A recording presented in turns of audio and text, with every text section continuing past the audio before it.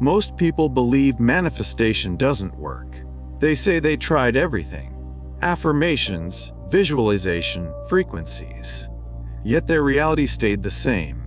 But manifestation is never broken. The law is always active.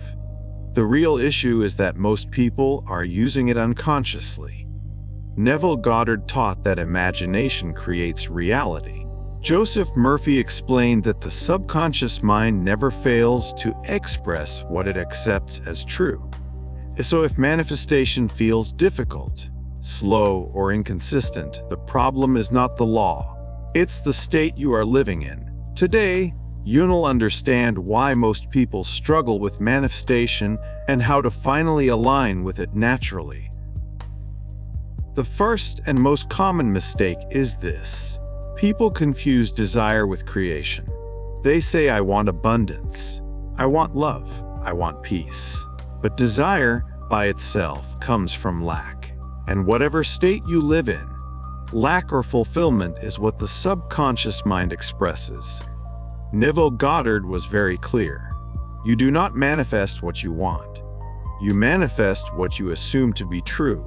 When you constantly affirm what you want, but emotionally feel that you don't have it, you are reinforcing the identity of someone who is missing something. Manifestation doesn't respond to words. It responds to being. Joseph Murphy explained that the subconscious mind is impersonal. It does not judge. It simply accepts what you consistently feel to be true. This is why many people repeat affirmations for months and see no change. They repeat words, but their emotional state contradicts the message. If an affirmation creates tension, impatience, or inner resistance, the subconscious does not accept it as truth. Repetition without emotional agreement is mental noise. True affirmations feel calm, natural, almost ordinary. That's why Murphy emphasized relaxed states, especially before sleep, when the conscious mind becomes quiet and the subconscious becomes receptive. Frequencies such as 432s are not just sounds. They are vibrational environments. When you enter a vibrational environment, your internal state becomes louder, not quieter. This is where most people misunderstand frequencies. They believe sound will fix their inner world. But sound does not fix, it reveals. If you listen to frequencies while feeling rushed, anxious, or impatient, those emotional patterns become amplified. That is why two people can listen to the same frequency and experience completely different results. One enters the sound with openness and trust. The other enters with urgency and expectation. New Thought teachings always emphasized one principle. Consciousness precedes vibration. Vibration follows belief. Sound follows state. When frequencies are used correctly, they help the nervous system relax, the mind soften, and the subconscious open. But without awareness, they simply magnify whatever identity is active. Another deep reason people struggle with manifestation is their attachment to control. The conscious mind wants to understand every step, predict every outcome, and feel safe before letting go. But manifestation does not unfold through force. It unfolds through allowance. Neville Goddard referred to this as the bridge of incidents, a sequence of events that feels natural, ordinary, and often unexpected. When you try to control how something will happen, you step out of imagination and back into fear. Control is often disguised as responsibility, but at its core, it is a lack of trust. Trust does not mean doing nothing. It means doing less mentally. You act when inspired, not when anxious. The more you try to manipulate reality, the more resistance you create. Manifestation accelerates when the mind stops interfering. One of the deepest reasons manifestation feels unstable is not technique, it is identity. Most people do not realize they are living from two different selves. There is the self they talk about, the one that believes in growth, abundance, healing, and alignment. And there is the self they return to, the one shaped by repetition, emotional memory, and survival. The subconscious mind does not follow what is spoken. It follows what is returned to. What you return to emotionally becomes your home state. This is why change feels temporary for many people. They visit a new identity, but they do not move in. Neville Goddard never spoke about effort. He spoke about dwelling. To dwell in a state means it becomes familiar, and familiarity is power. You do not need to erase the old identity. You simply stop consulting it. You stop asking it for permission. You stop narrating life from it. Each time you choose calm instead of reaction, certainty instead of urgency, you weaken the old pattern. Manifestation stabilizes when identity is no longer split.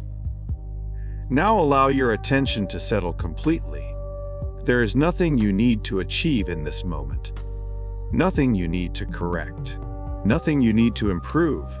Simply notice where you are. Notice the space around you. Notice the space within you. Feel the natural rhythm of your breathing. Not forcing it, not changing it, just observing. Notice how the breath moves the body by itself, in and out. This effortless movement is guided by the same intelligence that organizes your life, the same intelligence that connects events, the same intelligence that responds to your inner state. Now imagine gently stepping away from the identity that struggles, the identity that needs to try, the identity that feels responsible for making things happen. You are not rejecting this identity. You are not judging it. You are simply allowing it to rest. Feel what happens in the body when effort is no longer required, when urgency is no longer present. Now sense a version of you who expects support from life.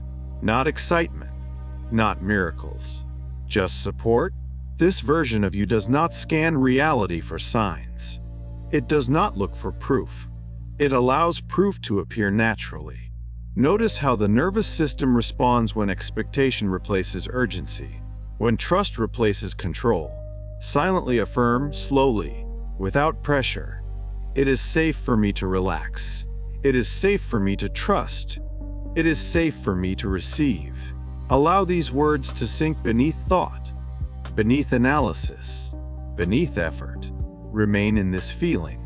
This is not a technique. This is a state. And this state is creative. Manifestation has never been about forcing reality to change. It has always been about allowing reality to respond. The outer world does not react to effort. It responds to coherence. When thoughts, feelings, and identity align, life reorganizes itself naturally. This is why struggle delays results. Not because desire is wrong, but because tension distorts the signal. Force creates friction. Friction creates delay. Alignment creates flow. Flow creates timing. Timing allows results to emerge. New thought teachings were never about blind belief. They were based on observation. They observed how life mirrors consciousness, how circumstances reflect inner assumptions, how opportunities appear when resistance dissolves.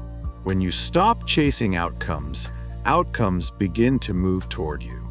When the question of when dissolves, the nervous system relaxes, and relaxation allows intelligence to operate freely. This is not passivity, it is cooperation with life. You are not here to control reality. You are here to align with it. And alignment is not effort, it is clarity. Remain in this understanding. Let it settle. Let it become familiar. This is the state from which creation flows. Thank you for being present and allowing this message to unfold within you.